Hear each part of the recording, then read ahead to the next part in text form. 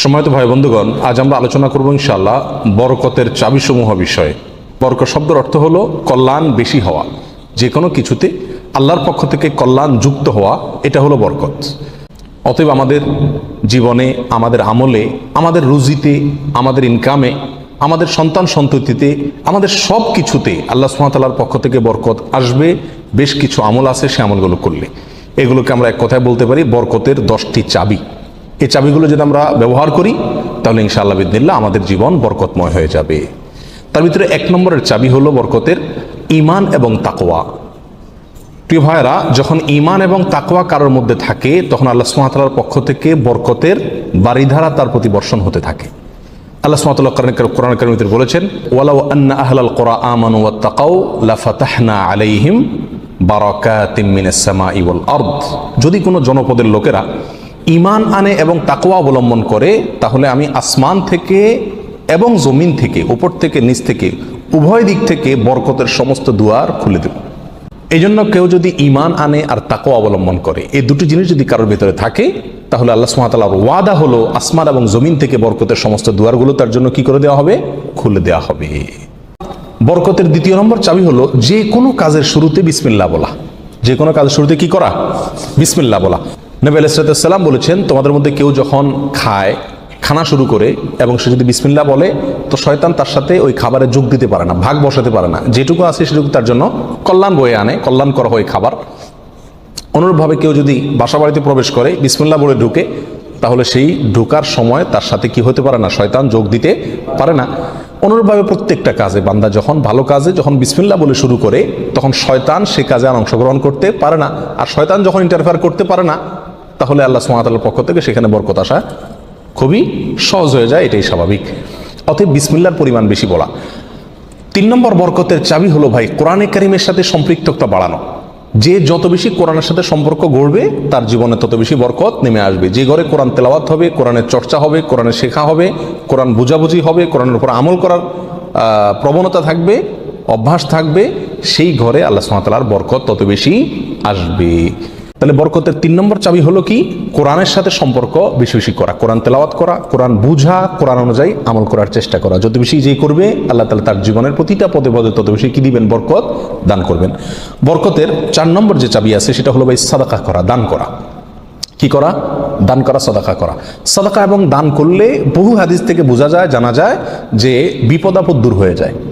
আমাদের যে কোনো কাজ থেকে, যে কোনো অর্থকড়ি থেকে, যে কোনো উপার্জন থেকে আমাদের কল্যাণটা আসে না, এর একটা বড় কারণ হলো বিপদ এসে যায়।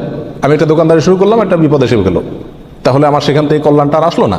তো বরকত যদি আপনি চান প্রত্যেকটা বস্তুতে, প্রত্যেকটা জিনিসে কল্যাণ আসুক, উপকার হোক জিনিসটা আপনার জন্য, ছোট চাকরি, অল্প আয়, ছোট ব্যবসা, এর ভিতরেই আল্লাহ তাআলা কল্যাণ দিয়ে দেখ। আপনি যদি চান তাহলে আপনাকে কি করতে হবে? সাদাকার অভ্যাস করতে হবে, দান। নাম্বার 5, বরকতের 5 নম্বর চাবি হলো ভাই আত্মীয় স্বজনের সাথে সম্পর্ক ভালো রাখা। এটা বহুল পরীক্ষিত একটি আমল ভাই। আত্মীয় স্বজনের সাথে যে যত বেশি সম্পর্ক ভালো রাখে, মা বাপ, ভাই বোন, ফুফু, চাচা, কাছের লোকজন, রক্ত সম্পর্কীয় লোক যারা, বিশেষ করে তাদের সাথে যে যত বেশি সম্পর্ক ভালো রাখে এবং তাদের সাথে সম্পর্ককে নষ্ট করে না, তারা যদি দুর্ব্যবহার করে তো নিজের পক্ষ থেকে ভালো ব্যবহার করার চেষ্টা করে, তো এই লোকের জীবনে আল্লাহ তাআলা বরকত দান করেন। এটা পরীক্ষিত বিষয়। অতএব এই চাবিটি বরকতের, এটা খুবই গুরুত্বপূর্ণ। 5 নম্বর, অর্থাৎ আত্মীয় স্বজনের সাথে, রক্ত সম্পর্কীয় লোকদের সাথে কি করতে হবে? সম্পর্ক সবসময় বিল্ড আপ করার চেষ্টা করতে হবে, তাদের খোঁজখবর নিতে হবে, সাধ্য অনুযায়ী তাদের পাশে দাঁড়াতে হবে। যদি পাশে দাঁড়াতে নাও পারেন অন্তত সম্পর্কটাকে কি করতে হবে? ভালো রাখার চেষ্টা করে যেতে হবে। নাম্বার 6, বরকতের 6 নম্বর চাবি হলো ভাই সকালবেলায় ভোরে ভোরে কাজে যাওয়া। নবী আলাইহিস সালাম দোয়া করেছেন, আল্লাহুম্মা বারিক লি উম্মতি ফি বুকুরিহা, আল্লাহ আমার উম্মতকে সকালবেলা আপনি বরকত দান করবেন। অন্য এক রওয়ায়াতে আসছে বুরিকা লি উম্মতি ফি বুকুরিহা, তিনি বলেছেন আমার উম্মতের জন্য সকালবেলার সময়টাতে বরকত দেওয়া হয়েছে। অতএব সকালের সময়টাতে আপনি ঘুমায় থাকেন তাহলে বরকত কোত্থেকে আসবে? এই টাইমটাতে কাজ করতে হবে। এবং কিছু কিছু কাজ আছে, কিছু কিছু পেশা আছে যে সকালবেলা করার মতন, আপনি মার্কেটে দোকান আছে, সকালে ভোরে খোলার সিস্টেম নাই, তাহলে সেটা তো আপনি খুলবেন না। কিন্তু অন্তত তার প্রস্তুতি, প্রাক প্রস্তুতিগুলো সকাল থেকে হয়ে যাওয়া উচিত। এবং সকালের টাইমটা আসলে ঘুমের কোনো উপযুক্ত টাইম না। নাম্বার 7, বরকতের 7 নম্বর চাবি হলো ভাই নিজে 5 ওয়াক্ত সালাত আদায় করতে হবে এবং পরিবারের লোকদেরকে সালাতের নির্দেশ করতে হবে। বহু লোক নিজে নামাজ পড়ে কিন্তু বাচ্চা কাচ্চা, ফ্যামিলির লোকজন তারা নামাজ পড়ছে কিনা সে বিষয়ে কি করে না, খবর রাখে না। আল্লাহ সুবহানাহু ওয়া তাআলা কোরআন কারীমে বলেছেন, ওয়া উমুর আহলাকা বিস সালাত, তুমি তোমার পরিবারকে নামাজের নির্দেশ করো, নিজে তো পড়তেই হবে, পরিবারকেও নির্দেশ করো। ওয়াসতাবির আলাইহা, এবং এটার উপর অটল থাকো, ধরে রাখো এটাকে। তাহলে কি হবে? লা নাসআলুকা রিজকা, আমি তোমাদের কাছ থেকে, আল্লাহ বলছেন আমি তোমাদের কাছ থেকে রিজিক চাই না। নাহনু নারযুকুকা ওয়াল আকিবাতু লিত্তাকওয়া, বরং এই কাজ করলে, আমল করলে আমি তোমাদেরকে রিজিক দিব। নাম্বার 8, বরকতের 8 নম্বর চাবি হলো ভাই তাওয়াক্কুল করা, আল্লাহর উপরে, আল্লাহর উপরে ভরসা করা। মুমিন যত বেশি আল্লাহর উপরে ভরসা করবে, আল্লাহ তাআলা তত বেশি তাকে সাহায্য করবেন।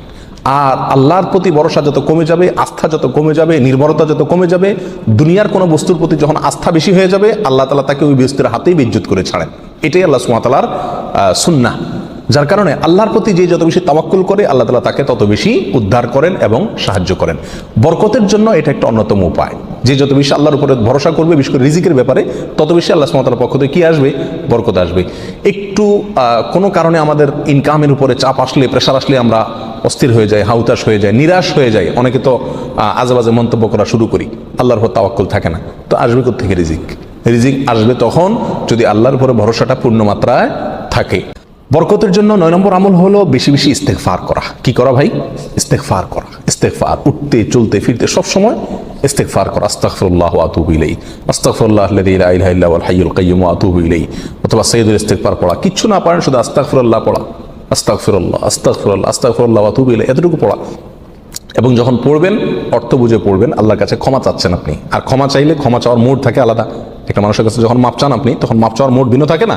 আস্তাগফিরুল্লাহ যখন বলবো, তখন নিজের অপরাধের কথা স্মরণ করে, অথবা আমি যে বহু অপরাধ করি সেই কথাটা মনে করে আল্লাহর কাছে ক্ষমা চাইবো। যত বেশি ইস্তেগফার করবো, তত বেশি রিজিক আসবে। সূরা নূহের ভিতরে আল্লাহ সুবহানাহু ওয়া তাআলা আল্লাহ নবী নূহ আলাইহিস সালাম সম্পর্কে বলেছেন যে, নূহ আলাইহিস সালাম বলেছেন তার জাতিকে, ফাকুলতুস্তাগফিরু রাব্বাকুম ইন্নাহু কানা গাফফারা। তিনি বলেন, আমি আমার জাতিকে বলেছিলাম তোমরা তোমাদের রবের ইস্তেগফার করো, তোমাদের রব ক্ষমাশীল।